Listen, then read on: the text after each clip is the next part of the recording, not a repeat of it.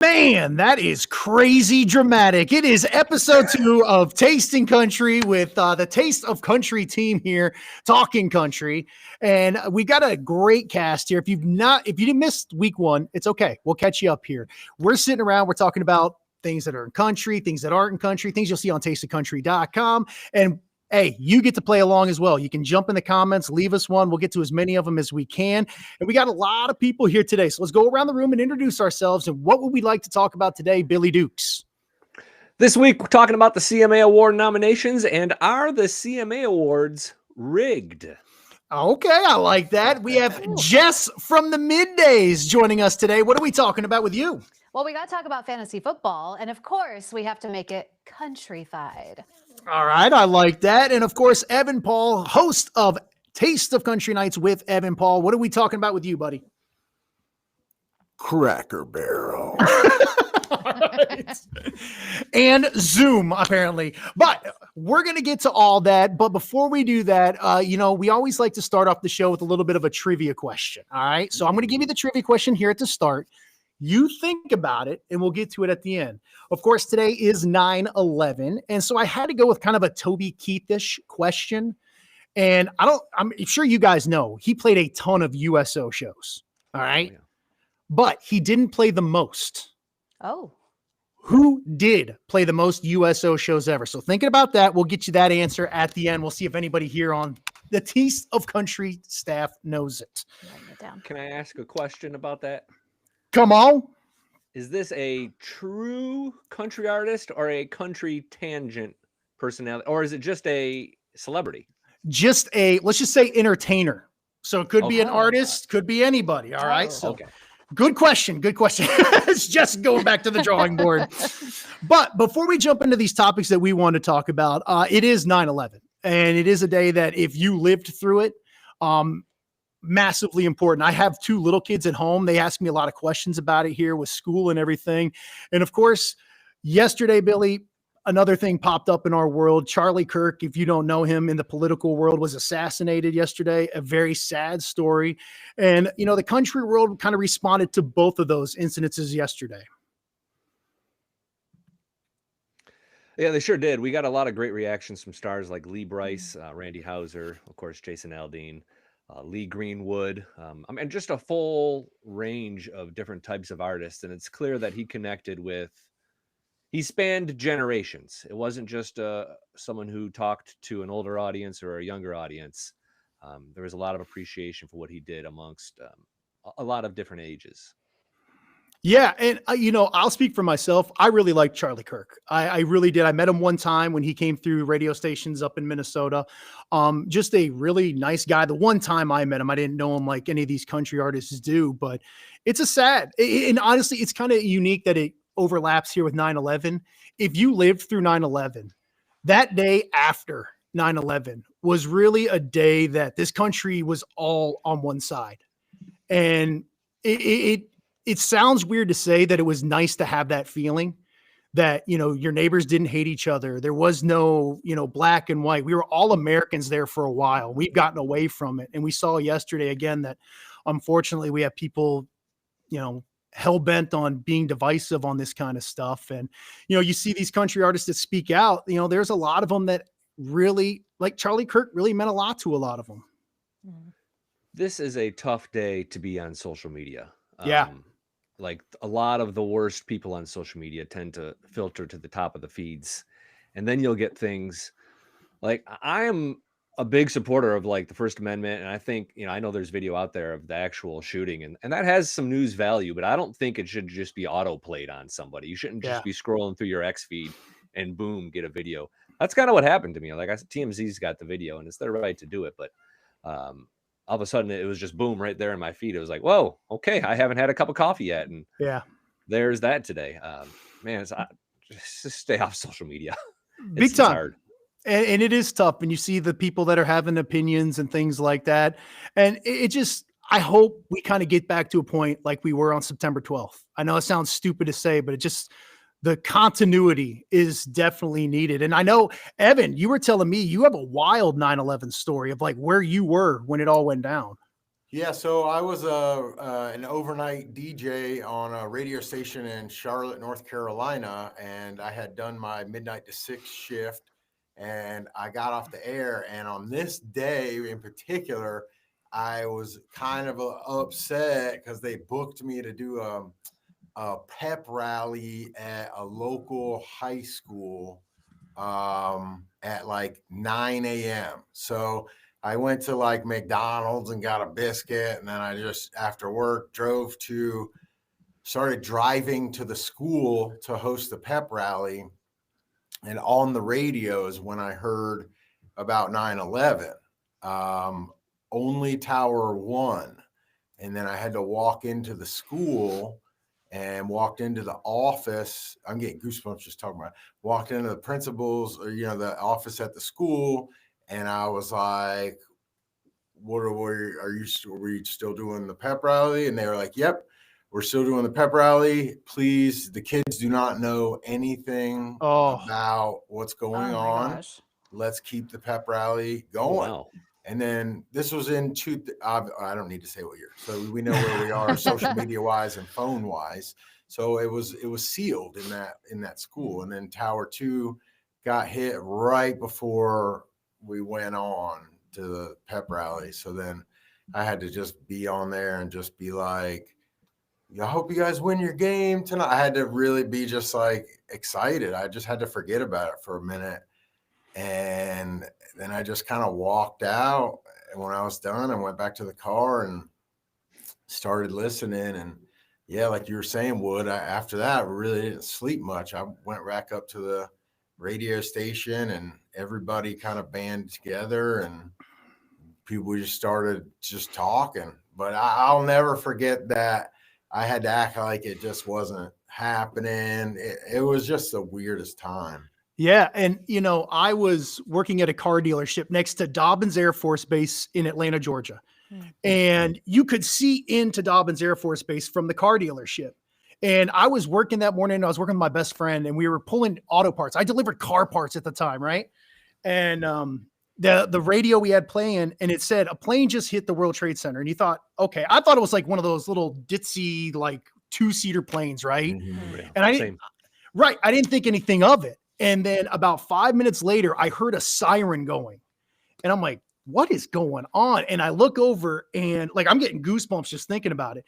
You just saw, it looked like somebody kicked over an anthill at the Air Force Base and everyone's coming running out.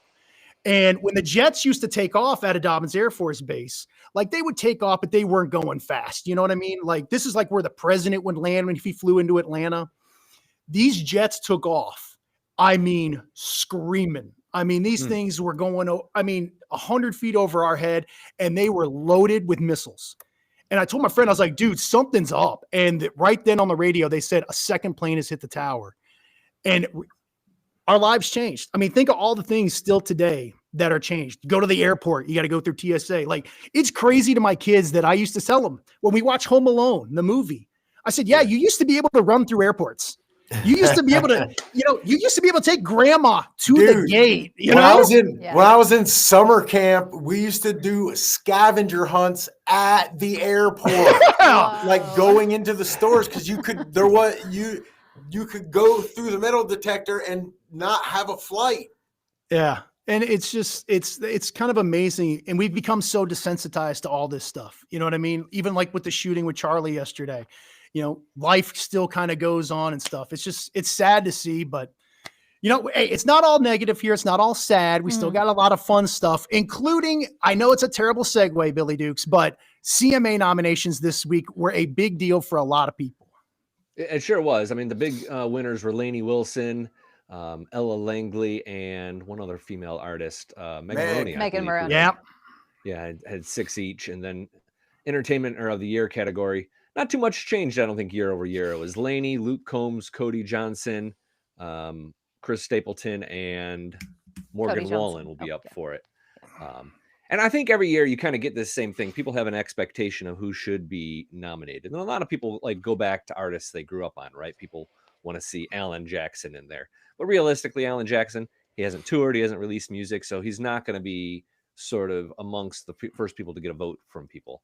So, but people see this and they see an artist like Carrie Underwood maybe get snubbed again. She wasn't nominated for anything, and they start to think, are the CMA Awards rigged?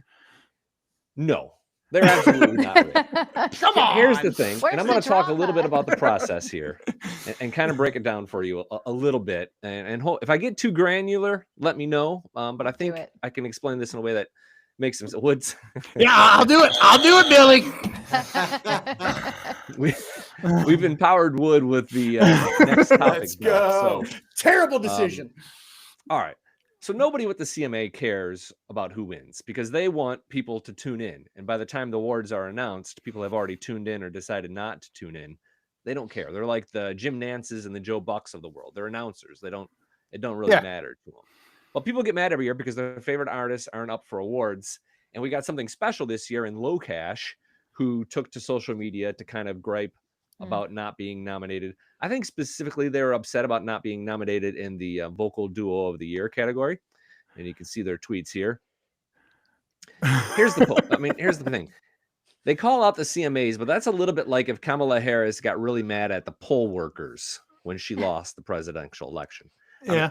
They're just counting things. It's the voters. You got to kind of take, and that's a difficult thing to do because Low Cash has made great relationships with people who they expect to be voting for them, and that is radio stations and media. We love Low Cash, so they're not getting those votes. There's like 7,000 voters. How many do you think vote for like year to year? First of all, raise your hand if you're a voter. Anybody in this room a voter? Would you trust me to vote for something? No, exactly. I mean, full disclosure, I would vote, but I don't want to pay for the membership. That's right. Make it free.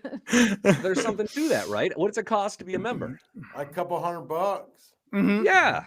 I mean, so who's voting, right? It's people with a couple $100 to spend every year that are that invested in it. That ain't me. Yeah. So let's say up to 7,000 voters, like half vote maybe. We're talking media, artists, record labels.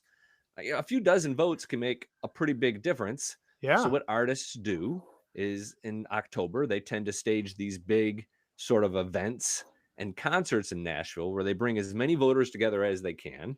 I recall specifically a Carrie Underwood show here during a voting season where everyone she could think of was invited. And we all got, after the show, we got to meet and greet with Carrie Underwood, and we got to shop at her Calia by Carrie store. This is her line of clothes with Dick's Sporting Goods. My wife walked out of there with 2 pairs of yoga pants that she still wears today. You want to know how much she paid for those?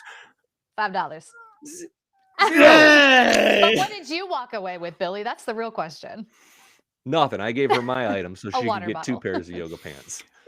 Yeah, I mean, I don't look good in yoga pants, Jess. Now- Don't sell yourself Spoiler short. Yeah. First of all, I may need to see that to make my own conclusion. But Billy Dukes, were you just trying to explain to us how this is not rigged? It's not rigged in the sense that it's predetermined by like the CMAs. The CMAs are not doing it. Is there a political effort? Are there campaigns and advertisements to get people nominated? Absolutely. And this is where I think Low Cash got done a little bit dirty because Low Cash have a brand new record label. No one in radio or in the media has any sort of equity built up with this record label. They're not used to talking to so-and-so from the record label year after year, week after week about the new artists and getting excited about it. They're new on the block. They're prime fighting against Gatorade. You have to change habits to get people to drink prime. And that's not any shade to Low Cash. It's just saying there's a fight to be had still to get nominated in that category, even though they're absolutely right. They have a #1 hit this year. I don't think anybody else on that list of 5 nominees has anything like a #1 hit this year. Like they should be nominated over one of those 5 artists. And the other ones I believe are Brooks and Dunn, Maddie and Tay, Brothers Osborne and Dan and Shay. They should be in that category, but this is the fight. Like they got to play the politics game. They got to do the advertising. They got to have a better team working for them to put them in that position to be nominated. They got to look in the mirror a little bit for why they're not nominated. It's just not the CMAs and it's not the voters. I will just defend them a little bit by saying that they do a pretty fair job of flying around and personally talking to program directors and radio. They do pretty good at that, but for some reason, yes, that is not translating. But they're decent at delivering lately their own product because it is their own and they're in the phase of that, well, I can do it myself. And they're like calling program directors. But that, I don't know. It is weird that they had a #1 hit and they didn't Make the agree. list. Yeah, like what are we doing here? What did they? I mean, I love everybody on the list. Here's It's a my weak question. category. Go ahead, So Jess. do they have to put together like some sort of, you talk about the campaigning and everything, do they have to put together like some sort of package and submit Yeah. it to the association in order to be considered? Who's in charge of putting that package together? Evan can probably speak to this a little bit more because it's similar for radio nominees. But yeah, absolutely. Someone has to kind of put together a package, a one sheet that's probably very you got to pretty toot looking. your horn. And then there's trade websites. They run advertisements. So-and-so for entertainer of the year. You can't just hope people are going to vote for you. Yeah. You have to go out there and get the vote. Campaigning. Also, like a little, also like, you know, I don't know, on the Hollywood Walk of Fame, like you have to pay for your own star. So, I mean, like, this is a kind of thing that's like similar to that. Like, it's like, you know what I'm saying? You got to like get in. You got to drink your own Kool-Aid. Yeah. So to nominate, you have to, this isn't like a people's choice, although people are choosing. This isn't like, this isn't not like people's choice. It's not the general public. Yeah, this isn't like people selecting an all-star team. This is you going, I want to be on the all-star team. I want to be on the all-star team, until mommy and daddy goes like, you're on the all-star team. Now, let me ask you a question about the nominees, because, you know, Locash has a problem with the same group being nominated a year after. Can someone explain to me how Shabuzi and Zach Top for 2 years in a row now are up for New Artist of the Year? How's that make sense? So the rule with New Artist of the Year is you can be nominated until your second album, your second sort of official release album. Wow. I didn't know that. And what's interesting about that, I think one year, like Justin Moore was nominated like 6 years into his career or something like that. Yeah. But he hadn't dropped that second album, so he was still eligible. Okay. Did he win? Well, I mean, No, I don't think he ever won it. Oh, God bless. Let's look at, well, I guess Jelly Roll's not a good example. Jelly Roll had like 18 albums or whatever, and he's a new artist, but they weren't country, so that's not good. Well, yeah. There's all sorts of weird little quirks when it comes to like CMAs. If you start looking at like the same song won CMA Song of the Year 2 years in a row once. Yeah, I remember that. It was like way back in like the 80s or something, 80s or 90s. It was something old. I don't remember that. You just correct. I looked it up. Well, hey, you know, one person who did not get a CMA nomination was Taylor Swift. But one thing I would like to talk about is there's rumors out there, and I love a good conspiracy theory, that Taylor Swift is going to do the halftime show of the Super Bowl this year. Now, you're probably wondering, what is Wood smoking? Well, Roger Goodell got asked about it, and Roger Goodell was non-committal about it. He wouldn't talk about it. He's like, well, we'd love to have her, whatever. Last year, they announced that Kendrick Lamar was doing the Super Bowl on September 8th. So we are like in the area where somebody's going to get named. But here's the thing. You got Roger Goodell saying maybe. We were all kids once. We know when mom says maybe, it's enough. How much say does Goodell actually have, though? Isn't it all like Apple Music controlled? Yeah, Jay-Z? but he's good. I mean, they've got to run it by Roger Goodell. I mean, they would have to. I mean, he'd have to have the final say. Jones has more of a say than Roger Goodell, let's be honest. I mean, I don't know if does that get weird if Taylor performs and the Chiefs aren't in the Super Bowl, or what if they break up by then? Did you see the proposal, Evan? I did. I think this is the year she'll do it, just because of the engagement, everything, and to me, it makes sense this year. If she doesn't do it this year, I don't think she'll ever do it. Okay. I think she'll probably. I got a hot take on this. Give it. What you got? I wouldn't do it if I was Taylor Swift. I think she's already bigger than the Super Bowl. It doesn't pay. Let's remember that. This isn't a pay. And I think you have to pay for the production. Yeah. And people just crap on you. Like, no one is like, oh, that was actually really good. No matter what happens. I mean, Rihanna's up there with like a baby in her belly, and people are just like, well, she wasn't pregnant enough. I mean, people just crap on you no matter what Yeah. happens. Like, why would you sign up for that? They're crapping on them because they're not Taylor Swift. Like, this is nothing that Taylor's not used to. She's used to scrutiny. She's coming off of the Eras tour. She's had a little bit of a break. She wants to get married. She wants to have a baby. It is the perfect time for her to do it because she's going to get married and she's probably going to get pregnant very quickly. And then she's going to be in hiding for a little bit. So now's the time. Make it happen. It's only awkward if the Chiefs are playing in the Super Bowl, because then it just feels like this whole conflict of interest thing. Like, we're all just kind of trying to push them into the spotlight and give the Chiefs another Super Bowl, you know? Well, I like Amanda's comment there. I'm with her. If George Strait got named, I would actually be excited about a halftime show. I don't like halftime shows. I think they take too long. I think they're boring. I think the last one everyone liked was Prince. But going around the room real quick, let's start with you, Jess. If you could pick anyone to do the halftime show, you can't pick George Strait because I just picked him. Who would you pick? Honestly, I think somebody that gets a crowd going, rocking, and even non-country fans would be like, this is great. This is a banger. It's Luke Combs. Let's do it. I can see that. Billy Dukes, what about you? I just had someone top of mind and they escaped. Hold on, give me 3. Come back to me. I had All someone right, on the top of Evan my- Paul. Oh, I remember. My thing is, if you want everybody to have a great time, because I mean, there's a percentage of the crowd that's not country.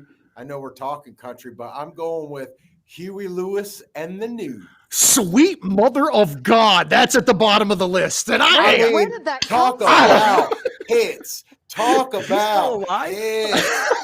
Yeah, he's still alive. Talk about hits. Like Now- Huey Lewis and the News have hits. Here's the thing. You guys can't see it. Evan Paul is wearing yoga pants given to him by Huey Lewis, There it is. and that's why he did it.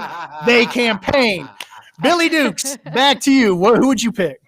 Super Bowl on NBC this year. It makes sense to me that Carrie Underwood, NBC's Sunday Night Football gal, could do the Super Bowl. Now that would be good for her, and I'd sign up to see that. I like Okay. that. Well, of course, whenever it's announced, we'll have it for you up at tasteofcountry.com. Now, keeping it with football, Jess, I know you're a big fantasy footballer. You went 0-1 week 1 on a brutal loss. Hey, don't air my yoga pants. Please. But you want to talk fantasy football names with a country flair. I do. And one more thing on the Super Bowl thing. It's been about 30 years since a country artist has done a Super Bowl halftime show. So we Garth are Brooks, right? way Yeah, overdue. Garth Brooks It did it last. was like a combo show. There was Right. a bunch of artists on there. Mm. The Judds were a part of it. That tells you how long ago that was. I think Mary Chapin Carpenter was included. Wow. Ancient history. All right, so fantasy football teams, everybody's got a fantasy football team. And I think one of the biggest things that you want to do is pick the perfect name, whether it's funny or punny. So we found some country music themed fantasy football names. And I'm just going to list a few of them that were some of my favorites that I pulled up. And then I want you guys to share your own. Okay, I'm Come gonna on. put you on the spot. The first one I like, a nod to Toby Keith, Red Solo Cup, but it's Cooper Cup. K-U-P-P. Not bad. Not bad. He plays for Seattle. Yeah, that's I bad. think everybody should recognize this one. Excuse me? That's a bad one. But you're going to sing it in your head and you're going to spell it that way the next time. Dak in the Saddle. Ooh, I like Okay. that. All Very right. relevant. Obviously, Luke Combs just put out the song Back in the Saddle, and we all know Dak Prescott, of course. My heart. Here we I'm go. a Cowboys fan. Blame it all on my roster. Oh, that's good. That's good. Yeah, That's a good one. Speaking of Carrie Underwood, how about Before He Cleats? Ooh, okay. A little stretch, yeah. I also like this one a lot. Country Roads, Take Mahomes. Oh, that's Here my for first it. groan. I didn't get the buzzer though. no, I was ready with it. Okay, well, if you think you can do better, go for it. What you got? So I'll give you mine. I got 2 of them. Smoke 'em like Willie, which just makes sense. Willie Nelson, shout out. He's still with us, by the way. I wasn't doing it like that. That's not breaking news Don't from do us. that. Don't do that. And then Zach Brown, better than the Cleveland Browns. That's mean. As a Browns fan, that one is just mean. What about you, Evan Paul? Well, mine is just kind of like, I wanted something that kind of encompassed country music as a whole. So I went with Touchdowns in a Cornfield. Okay, simple and to the point. Yep. What about you, Billy Dukes? Y'all names are too long. I'm sorry, mine's 3 words. Too long. Too long. Fiddle linebackers. Little linebackers. Huh. Okay. Oh, Fiddle? Like it's got middle linebackers? What would the word? Oh, I thought that was a be if it banger. wasn't fiddle? Wait, what's fiddles is replacing? middle. Middle linebackers. Because you have your outside gosh. linebacker and your inside See yourself linebacker. out, bro. If you have to the explain fiddle. it, no. No, yeah. How about how about That's this almost one? as bad as Cooper Cup. It's almost now. as bad as Huey Lewis in the news, but no offense to Huey Lewis. What about Wow. the Thunder Sproles? Little Not bit of a deep bad. cut there, but good. Yeah. Darren Sproles rocks, man. Darren Sproles was good times. All right, our last topic here. If you've listened to Taste of Country Mornings with Wood and Nicole, you know I love me some food. And Evan Paul, you want to talk about the Cracker Barrel deal because something else happened this week. Yes, so Cracker Barrel, the debacle continues. They decided to stop renovating the inside of all their restaurants. Now, here's the thing. When they started renovating the restaurants by taking down all the swag and making the walls white and just bare, that caused the whole country to go into shambles. But here's the thing. They only did that to 4 of their hundreds of Cracker really? Barrels. Just 4? Just 4. The CEO lady was like, we only did this to 4. So if yours hasn't over 200-300 locations hasn't been touched, it won't be touched. And I think that got overlooked. And I think that just kind of shows where we are in America, where something it's like the telephone game, where it's like, boom. Speaking of someone that saw one of the renoed ones is Wood, who actually went to one in Lebanon, Tennessee. I got to That's hear right. about this. So Lebanon, Tennessee is like the headquarters of Cracker Barrel. Like it is like there. And I took my dad there one time. It did not look like that. It did not. And that's what I was expecting because you come into the country store, it's normal. And then it was all like white. It was so weird. It was like eating in a dentist's office. You know what I mean? And it just, it was not, even told my dad, I was like, I don't like this. Now the chairs were better. That was the upgrade. I was happy about that as a former fat guy, but it just felt odd eating in a, like it's supposed to be like grandma's kitchen. And it just was like, I was waiting for my number to be called for my colonoscopy. It wasn't a good deal. Did it At affect all. the taste of the food? No, but it affected the vibe of the place. Like, you know, if you've ever gone to like a good restaurant, like they usually have a good feel to it. And that feeling when you went into Cracker Barrels was, I'm going back in time to a simpler time. Like we've been talking about it here, you know, it used to be better, right? Yeah. You went in there and it did not feel like that anymore. So I'm glad they stopped it. I truly am. Yeah, and their stock has been just going down since the logo and everything. And what I think is crazy is like they were so fast with the logo change that you know how some billboards on the side of the highway are digital now. The old school paper ones or banner ones though. There's one on my way into work that was up the day after the logo change. It has the new logo, and that's still up because you pay for billboards, you know, by the month or 2 months. So I think stuff like that, as someone was asking or whoever types on the screen there, was it a publicity stunt? I think stuff like that kind of proves that it wasn't, or maybe it was. I feel like for a company that makes billions of dollars in revenue each year, that if they didn't, I don't think they needed this kind of publicity stunt, but it's crazy to watch. It's kind of like it takes your mind off everything to watch. It's like watching wrestling. It's like WWE. It's like, oh, what's happening with Cracker Barrel today? Go ahead, Billard. You know who got hosed in all this? Jordan Davis. Yeah, he had a deal with them, didn't he? He was going to be the face of the new Cracker Barrel. There was a whole promo campaign. He had an album coming out around it. He was just like, let's go, Cracker Barrel. That's my Applebee's. Oh. Gold card, here I come. He's not getting the gold card. And a day later, oh boy. I thought you were going to say the guy on the logo got hosed, but He's What? back. Hey, Herschel? Jordan Davis. Yeah, Herschel. Hirsch Daddy. Yeah. Well, all right. That kind of brings an end here to Talking Country. But before we get out of here, first of all, Evan Paul, who do you have on with you Friday night on Taste of Country Nights with Evan Paul? Okay, so we're on about 140 stations nationwide. You can see which, if your area has one, at tasteofcountry.com, but you can also stream it live on the web. We're going to be hanging out with Chris Jansen tomorrow night, and Chris Jansen is a really good guy. He's a friend of the show, and he just he's going to be very candid and speak his mind like he always does. I'm very excited to have him on the radio. Oh, he's a great dude. He's an awesome time. And you can also download the Taste of Country app, and that way you can listen to Evan at night, wherever you go. And me in the morning, but I'm not that big of a pull. But as we said, I gave you a trivia question earlier, right? Toby Keith. Now, I'm going to give you Toby Keith's numbers here, right? He played 189 shows on the USO. He did 11 USO tours. And it's 9/11. You got to give love to Toby Keith. But he is a distant second to the performer who had the most USO shows. We'll go around the room here. Evan Paul, who do you think it was?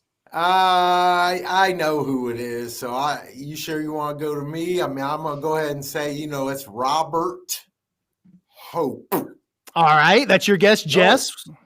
I was going to say it was somebody not music related, but initially I wrote down Craig Morgan. So I will stick with country music. Okay. Okay. Billy Dukes. Very confident Billy Dukes. Who do you think? Lester Towns Bob Hope. Well, you both got there in weird ways, but yes, it was Bob Hope, who did over 60 USO tours way back in the day. Wow. And became known as like Mr. USO, which I think is really cool. I think it's a pretty awesome deal there. So Bob Hope, good dude. Spreading hope. Billy Dukes, before we get out of here, what do we have going on in the world of country music coming up this weekend? Number one song in country music this week, Shaboozy. Good news. Number one album, Morgan Wallen's I'm the Problem, but Zach Top's new album did debut at number 4, which was pretty nice.